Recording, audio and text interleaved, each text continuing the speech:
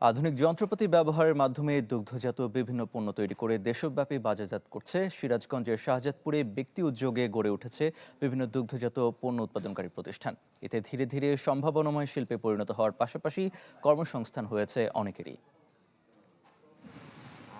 প্রায় ৩ লাখ গবাদি পশু থেকে প্রতিদিন ৫ লাখ লিটার দুধ উৎপাদন। দেশের সর্ববৃহৎ গোচারণ ভূমি নিয়ে সিরাজগঞ্জের শাহজাদপুর দেশের অন্যতম দুগ্ধ উৎপাদনকারী এলাকা। মিল্কভিটা সহ বেসরকারি বেশ কয়েকটি প্রতিষ্ঠান প্রতিদিন ৭০ থেকে ৮০ হাজার লিটার দুধ সংগ্রহ করে। তবে নির্ধারিত প্রতি লিটার ৫৫ টাকা দরে বিক্রি করে লোকসানের মুখে পড়তে হয় খামারিদের। সময়ের সাথে সাথে দেখা দেয় নিত্য নতুন প্রয়োজন। রেডি থাকতে হয় প্রতি মুহূর্ত। তাই এলো ইনোভার, যেন আপনি লাইফে থাকেন রেডি প্রতিদিন। Innova, designed for now.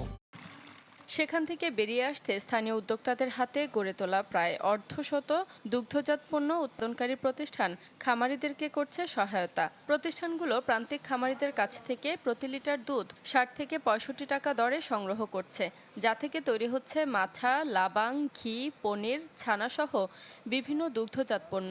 ব্যবসা ভালো হয় খুশি উদ্যোক্তারা, আর দুধের দাম ভালো পাওয়ায় লাভবান হচ্ছেন খামারিরা। উৎপাদনের চেয়ে চাহিদা কম ছিল, ফলে ওরা মাঝে মাঝে বন্ধ দিত। মিল্কভিটা বন্ধ দিলে খামারিরা দুধ ফিরে নিয়ে আসতে নষ্ট হয়ে যেত আর ফেলে দিত। দুধটাকে সিলারের মাধ্যমে ঠান্ডা করি এবং দুধে চুলায় ৮ ঘন্টা জ্বালানোর পরে মাঠা তৈরি করি। আমাদের ১২ মাসই মাঠা চলে। সম্ভাবনায় এই শিল্পকে এগিয়ে নিতে সরকারিভাবে উদ্যোক্তাদের আর্থিক সহায়তার পাশাপাশি বিভিন্ন পরামর্শ দেওয়া হচ্ছে বলে জানান উপজেলা প্রাণী সম্পদ কর্মকর্তা। উদ্যোক্তাগুলি যেন বিএসটি এর অনুমোদন পায়, সেজন্য তাদেরকে আমরা উৎসাহ দেই। এমনকি মার্কেটের ঢাকার বাইরে যারা এখান থেকে কিনতে চায়, আমাদের সাথে যোগাযোগ করে তাদের সাথে আমরা লিঙ্কেজ তৈরি করে দিই। এছাড়া আমাদের এলডিডিবি প্রকল্প থেকে আমরা ১২ থেকে ১৫ জন উদ্যোক্তাকে প্রায় ১১.৫ লক্ষ টাকা করে আমরা প্রণোদনা দিয়েছি।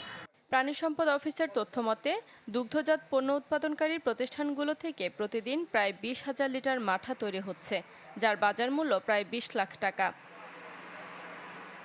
Desk report, channel 24।